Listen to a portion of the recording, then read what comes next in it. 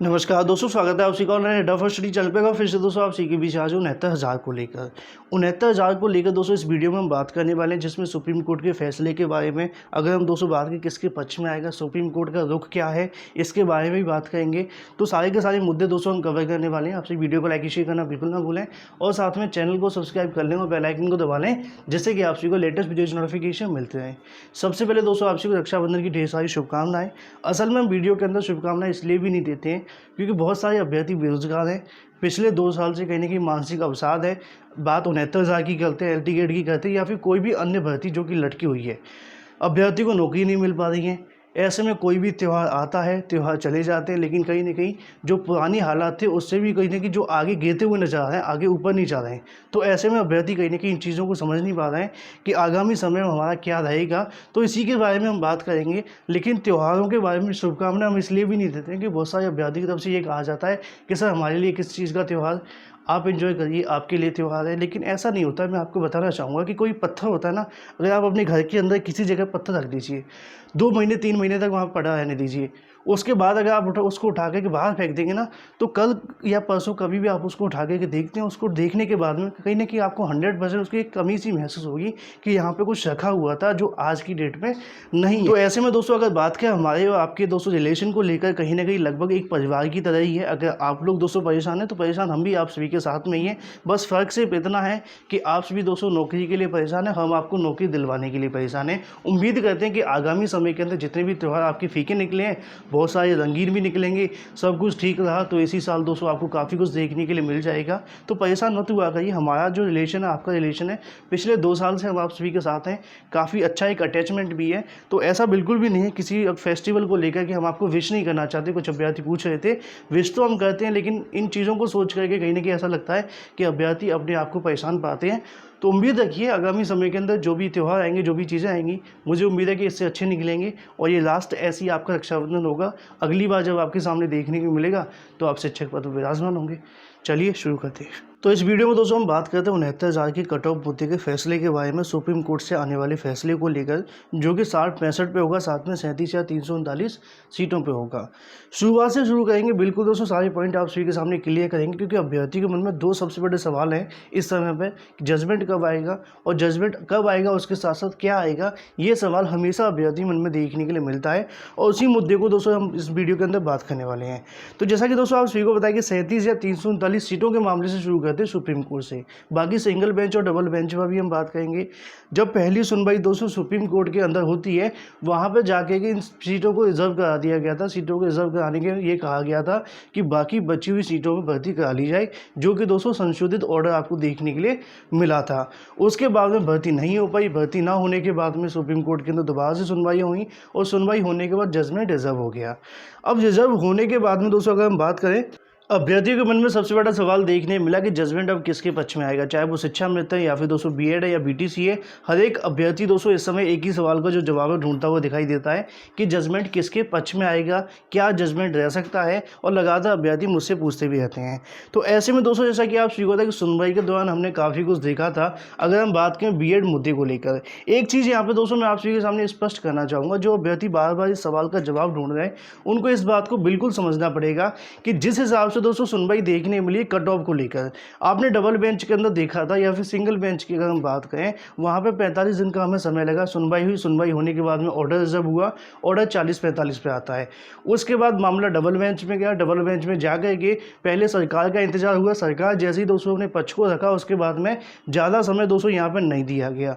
जैसा कि दोस्तों आप सभी को पता है, जब कोर्ट किसी मैटर को सुन रही होती है, तो कोर्ट किसी मैटर को जब तक सुनती है जब तक पूरे तरीके से स्पष्ट नहीं हो जाता है, या फिर दोस्तों स्पष्ट टॉपिक होने के बाद में उस टॉपिक को ज़्यादा लंबा नहीं सुना। क्योंकि कई बार दोस्तों वकीलों के माध्यम से ऐसी कोशिश होती है कि वो जज साहब को बिल्कुल सेटिस्फाई कर लो। जब तक वो सेटिस्फाई नहीं होते हैं, बहस चलती रहती है। जज साहब भी हर एक पॉइंट को यहाँ पर देखते रहते हैं। जैसा कि आपको पता है कि बीएड मुद्दे पर काफ़ी हमें बहस देखने को मिली थी डबल बेंच के अंदर, जो कि उपेंद्र मिश्रा जी की तरफ से हुई थी। लगभग 4 से 5 सुनवाई हुई। अभ्यर्थी मन में ये सवाल देखने के लिए मिल रहा था कि इस प्रकार सुनवाइयाँ होंगी तो कहीं ना कहीं काफ़ी लंबा समय लग जाएगा, और कहीं ना कहीं 2020-21 वाले भी आने लगे थे। बाद में ऐसा कुछ नहीं हुआ। ठीक है, उसके बाद में आपने देखा उपेंद्र मिश्रा जी की बहस समाप्त हो गई। उसके बाद किसी को ज़्यादा समय नहीं दिया गया एलपी मिश्रा जी को छोड़ करके। उसके बाद में मामला सुप्रीम कोर्ट के अंदर आते हैं। ठीक है, जब पहली सुनवाई यहाँ पे हुई थी, पीएस पटवालिया सर ने बीएड मुद्दे पर काफ़ी लंबी बहस हुई। पूरे दिन के अंदर सिर्फ और सिर्फ एक एडवोकेट ने 200 बहस की। उसके बाद में सीए सुंदरम सर आते हैं जिन्होंने कट ऑफ मुद्दे को लेकर बहस की। उसके बाद जज साहब की तरफ से टिप्पणी देखने के लिए मिली कि यहाँ पे जो कट ऑफ है वो ज़्यादा है, जिसको लेकर कहीं ना कहीं अभ्यर्थी परेशान भी हुए थे। ठीक है, तो ऐसे में दोस्तों अगर देखा जाए, हाई कोर्ट हो, सुप्रीम कोर्ट हो या डबल बेंच हो, किसी भी मैटर को सिर्फ और सिर्फ दोस्तों उतनी देर तक सुनती है जब तक उसके सारे डाउट यहाँ पे क्लियर नहीं हो जाते हैं। जैसा कि आप सभी ने यहाँ पे देखा भी, कट ऑफ मुद्दे पर दोस्तों एक दिन के अंदर लगभग 22 एडवोकेट ने अपने सबमिशन दे दिए।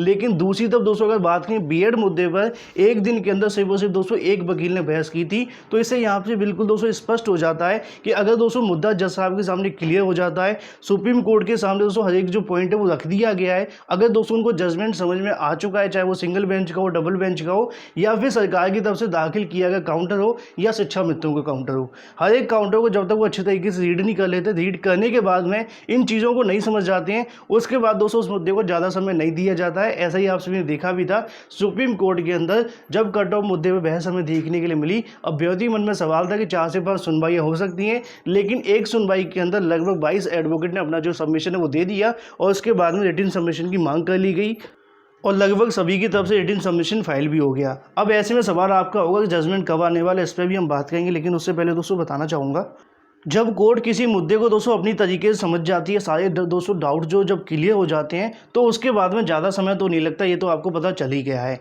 अब ऐसे में जजमेंट आने में ज़्यादा समय नहीं लगेगा, क्योंकि जजमेंट की तारीख को लेकर अभ्यर्थी जो परेशान है, जैसा कि आपको बताया कि 7 तारीख के बाद में कभी भी आ सकता है, लेकिन 8 और 9 दोस्तों वर्किंग डे नहीं है और 11-12 भी शायद वर्किंग डे नहीं है, क्योंकि जन्माष्टमी की वजह से छुट्टी हो सकती है। तो ऐसे में दोस्तों अगर बात करें 7 या 210 जो आप सभी के सामने तारीखें देखने के लिए मिल रही हैं, इसमें से किसी भी डेट पर आ सकता है। अभी तक जो कॉज लिस्ट है वो जारी नहीं हुई है, जैसी होगी आप सभी को बता दी जाएगी, या फिर अगर नहीं होती है तो कल आपको देखने के लिए मिल सकती है।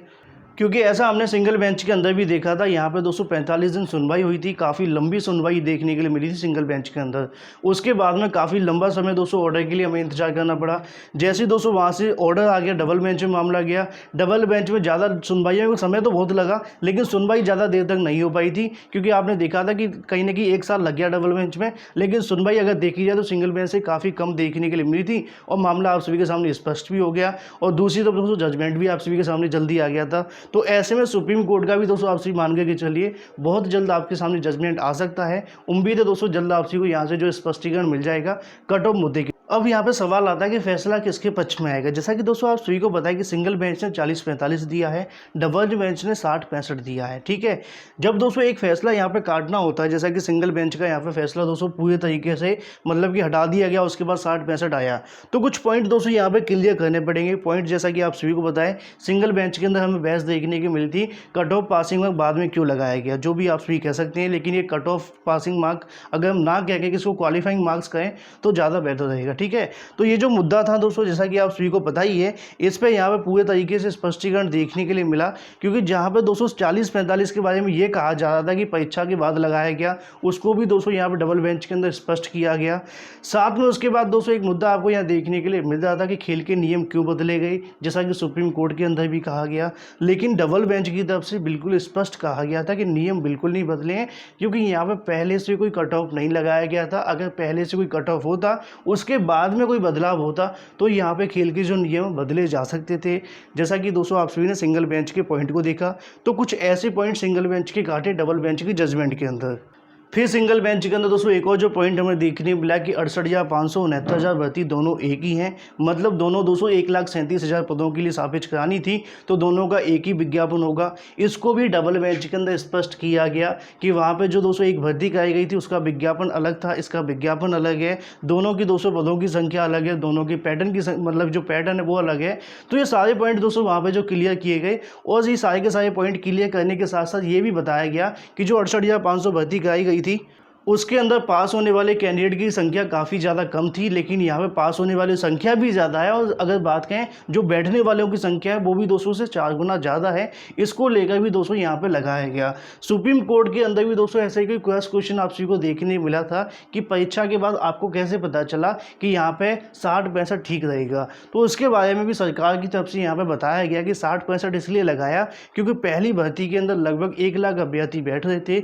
दूसरी भर्ती के अंदर अगर हम बात करें यहाँ बैठने वालों की जो संख्या है वो लगभग 4 लाख थी। तो ऐसे में 60-65 लगा दिया गया, लेकिन आपने देखा कि 1,46,000 अभ्यर्थी 60-65 पर भी पास हो गए।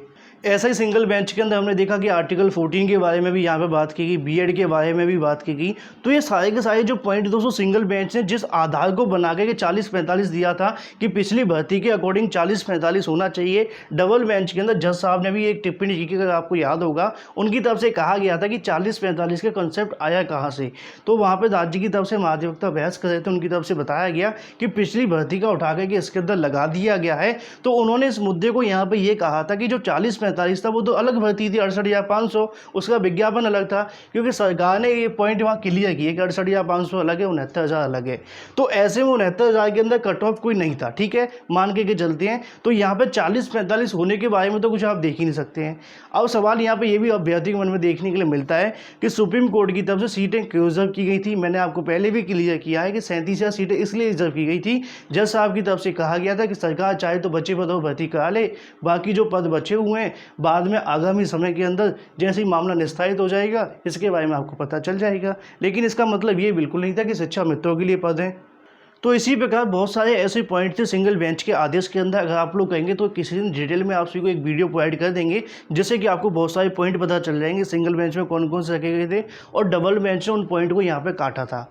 सेम दोस्तों हम यह बात क्यों करें सिंगल बेंच के बारे में, इसलिए कर रहे हैं क्योंकि बहुत सारे अभ्यर्थी इस बात को पूछते हैं कि कट ऑफ 60-65 के अलावा 40-45 पर जजमेंट आ सकता है। तो उसके बारे में आपको बताना चाहूँगा कि बहुत सारे ऐसे पॉइंट दोस्तों यहाँ सुप्रीम कोर्ट के कहीं ना कहीं डबल बेंच के काटने पड़ेंगे, जो कि स्वयं दोस्तों सुप्रीम कोर्ट के कुछ ऑर्डर उसके अंदर लगे हुए, कुछ नहीं कहूँगा बहुत सारे लगे हैं। सुप्रीम कोर्ट ने पूछा परीक्षा के बाद पासिंग मार्क क्यों लगाया।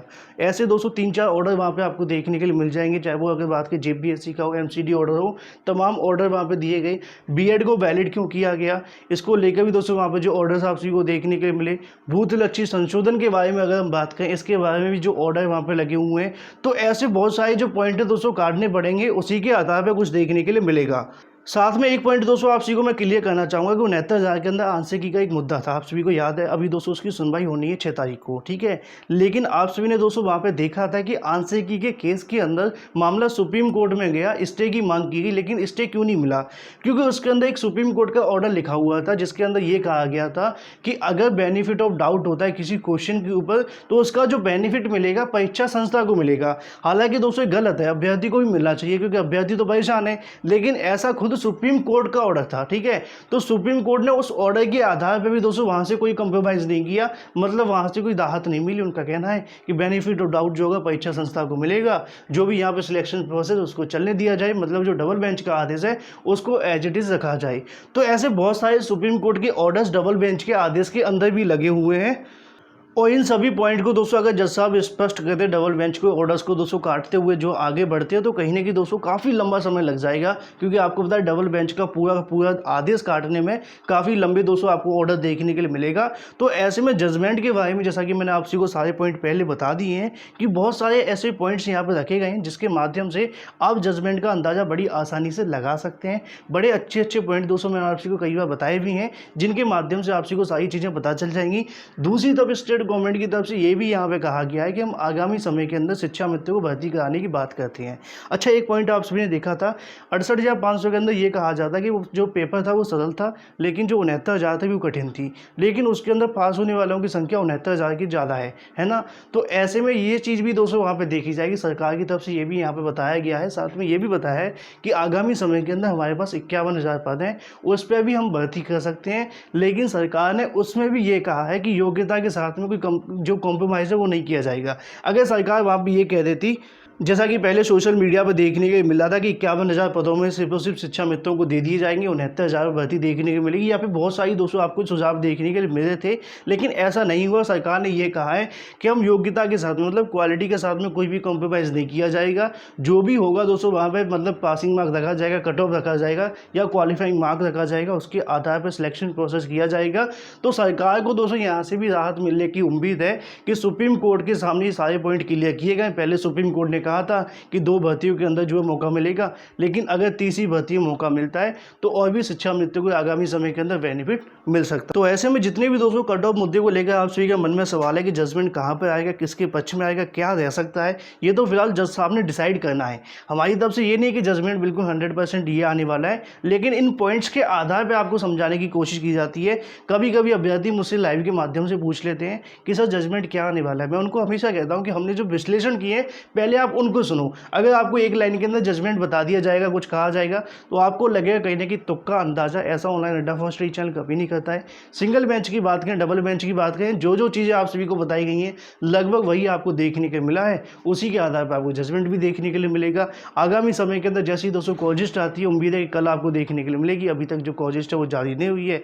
जजमेंट आने की संभावना आपको बता दी गई है 7 तारीख से लेकर 10 तारीख के बीच में, या फिर दोस्तों इसके आसपास ही आपको देखने को मिलेगा। जो भी जैसी भी अपडेट होगी लगातार आपसी को ऑनलाइन अड्डा फर्स्ट स्टडी चैनल के माध्यम से मिलती रहेगी। फिलहाल इस वीडियो के माध्यम से इतना ही। Thank you for watching this video.